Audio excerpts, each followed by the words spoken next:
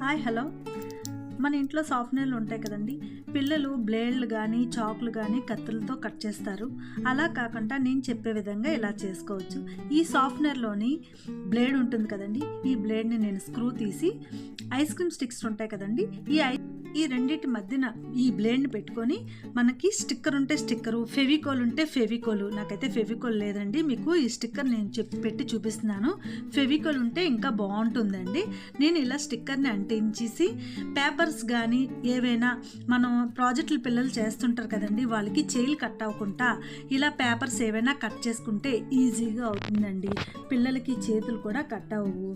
మామూలు బ్లేడ్ అయినా పెట్టవచ్చు. ఈ సాఫ్ట్వేర్ చూసారు కదా ఎంత బాగా కట్ అవుతుందో, పిల్లలకి చేతులు కూడా కట్ అవ్వవు. నచ్చిందండి? నచ్చితే లైక్ చేయండి, సబ్స్క్రైబ్ చేయండి.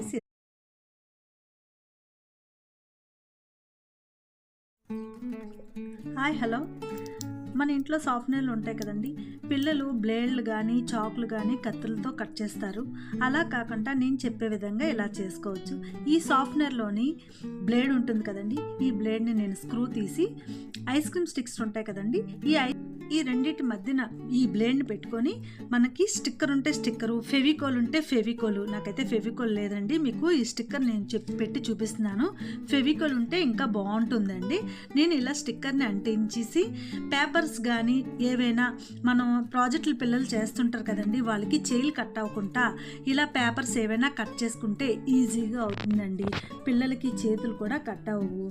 మామూలు బ్లేడ్ అయినా పెట్టవచ్చు. ఈ సాఫ్ట్వేర్ చూసారు కదా ఎంత బాగా కట్ అవుతుందో, పిల్లలకి చేతులు కూడా కట్ అవ్వవు. నచ్చిందండి? నచ్చితే లైక్ చేయండి, సబ్స్క్రైబ్ చేయండి.